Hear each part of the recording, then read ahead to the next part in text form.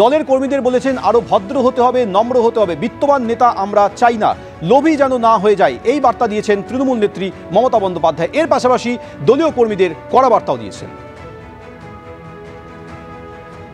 हम डरफूक नहीं है, हम काफिर नहीं है, हम गद्दार नहीं है, हम लड़ने जानता है और जो हमारे साथ लड़ेंगे उसको हम दिखा देगा।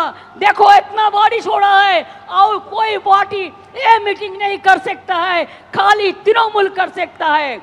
और अखिलेश जी को आज मैंने इसी के लिए बुलाया कि अखिलेश जी देख जाए तो हम पूरा हिंदुस्तान में हम कामयाबी होने के लिए अखिलेश जी जो बात कहा है उसको हम समर्थन करती हूँ, उसका सहमत करती हूँ और एक साथ में कांध मिला के हम लोग काम करेंगे। और बीजेपी को अभी तो उसको मेजोरिटी नहीं मिला,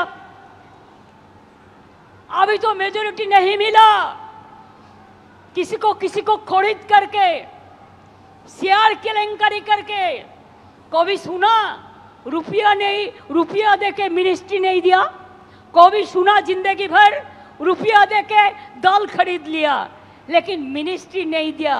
और ये लोग भी इतना डरफूक है, इतना काफिर है, इतना गंदा है, इतना लोभी है कि रुपया का पास कीमत चुका दिया, अपन को मिटा दिया।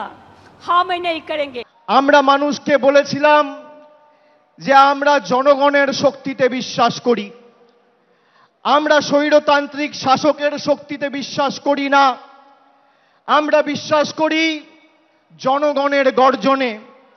জনগণের গর্জন কি? জুনের 4 তারিখ ভারতবর্ষকে বাংলার মানুষ দেখিয়েছে। এই যে বিপুল জয়, এই জয়ের প্রধান কারিগর যদি কেউ হয় তাহলে আজকে রোদ ঝড় জল উপেক্ষা করে যারা 21শে জুলাইকে সফল সার্থক করতে বিপুল সংখ্যায় উপস্থিত হয়েছে, তৃণমূলের প্রত্যেকটা সৈনিকের জয়। এই বিপুল জয় বাংলার মানুষের আশীর্বাদ, ভালোবাসা, সমর্থনকে আমাদের হৃদয়ের মণিকোঠাতে রেখে আমাদের আরো বিনম্র বিনয়ী হতে হবে। আত্মতুষ্টির কোনো জায়গা নেই। বিজেপি এই ধর্মতলায় 2015 সালে সিদ্ধার্থনাথ সিং, অমিত শাহ মিটিং করে বলেছিল ভাগ মমতা ভাগ, ভাগ তৃণমূল ভাগ।